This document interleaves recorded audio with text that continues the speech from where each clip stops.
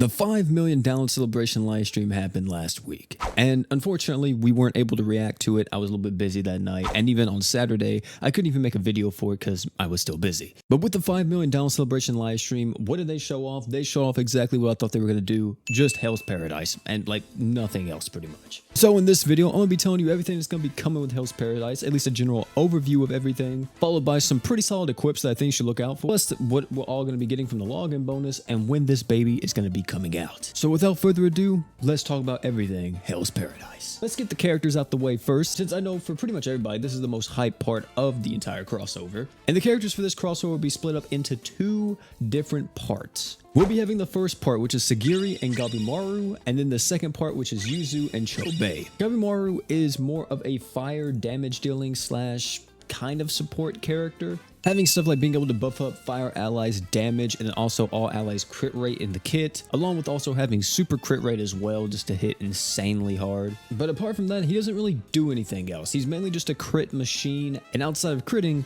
you can't really be expecting too much with this character. Sagiri, on the other hand, will be the other part 1 unit, and she actually is a little bit more supporting and I think a little bit more viable in a lot more situations. With her kit, she's able to buff up break power and physical damage, along with also increasing art gauge for the team and buffing up everybody's physical res by 30%, while also being able to reduce the enemy's earth res by 120%. She's also pretty strong against any boss with evasion because she has 100% accuracy up as long as her HP is above 80%, and she has 6 arts per second while she's 50% or higher on HP. The first part here, definitely, to me at least, Sagiri is going to be the main prize because she's a little bit more supporting than that Gabimaru, but Gabimaru still seems like a very cool unit to mess around with and to use in certain fine root compositions and even as like your main crit buffer in other content. Now Yuzu is more of the support character. She is a dark unit and she has a lot in her kit. The only thing that's kind of weird is just the art. The art is able to make her redirect damage for all allies, which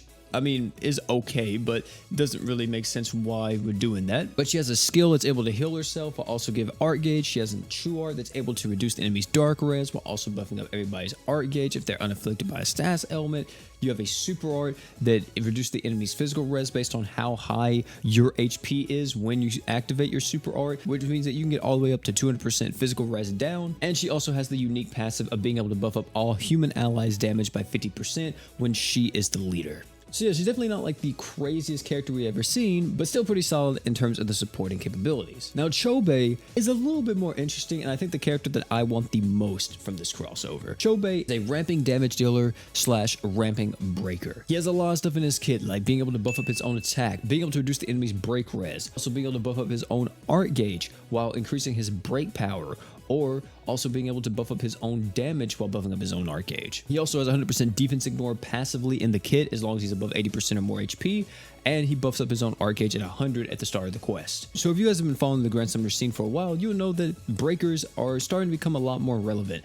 And the fact that a character like Chobei is releasing means that in harder content where you need to sustain, he's going to be one of the best characters for it, with that stackable break power, the break res down, while also being able to have the damage ups if he needs it to deal massive amounts of DPS to whatever he's fighting. The 100% defense ignore, just a cherry on top, right? Meaning that he's going to hit hard no matter what, and he's never not going to deal some type of damage unless you're fighting a boss that's like immune to human damage. But he's definitely a pretty cool character. I like his artwork a lot. I think Chobei is going to be doing some big things on global here and there. I really do. And that's actually it for the units of this crossover. This is a 4-unit crossover. We're not going to be getting 6 or anything like how we did with Fate. This is only a 4-unit crossover. And with these 4 units, I would say they're all pretty solid. None of them are necessarily bad. None of them are necessarily broken. Just a very good middle ground. Just very strong units. But of course, with every crossover, there's also going to be equips, ladies and gentlemen. There's tons of gear to talk about, but there's only a few that I would really be looking out for. So let's talk about the first one from part 1 that I would say you may want to get. And that's going to be Sagiri's hair ornament. This is a 4-star defense that you're able to summon,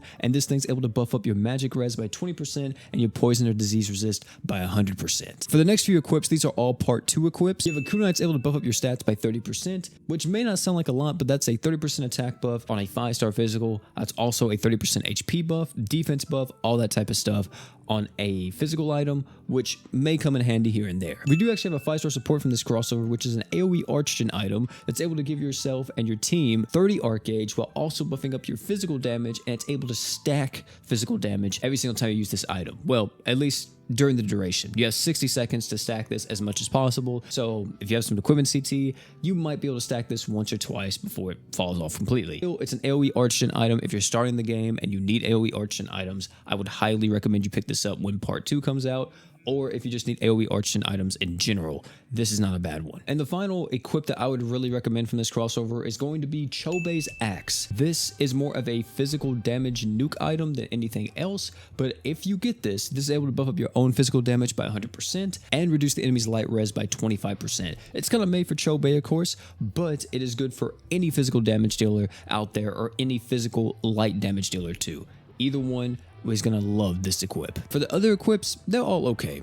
These are the main ones though that really seemed useful. As you see here, this is all the stuff that you can be expecting. We're going to be having stickers, we're going to be having a special outfit ticket, we're also going to be getting tons of crossover tickets. You see 136 in total and 73 equipped summon tickets as well. And if you look above, you'll see that we are getting 180 crystals and a bunch of other stuff, but this is combining all of the current login bonuses that are going on at the moment as well. So you can be expecting quite a bit of crystals and a ton of different items to help you try to get characters from Hell's Paradise, or maybe you're going to be skipping this, who knows. And the last part of this, of course, ladies and gentlemen, is when is this baby coming out, and this baby is dropping on Friday at midnight. PDT, by the way. You'll be able to summon for Gabimaru and Sagiri, and then of course in a few weeks you'll be able to summon for Chobei and Yuzu. But ladies and gentlemen, that's actually it for this video. Thank you all for coming out. Tell me down below what you guys think about Hell's Paradise. You guys liking these characters? You guys not? Are you going to be summoning for any of them? I know a lot of people don't even want to summon on this crossover because of all the Tensura hype in JP. Also saving up for other ascended characters that you may want. You know, a lot of people want to do that. But you guys can let me know all that type of stuff down below in the comment section,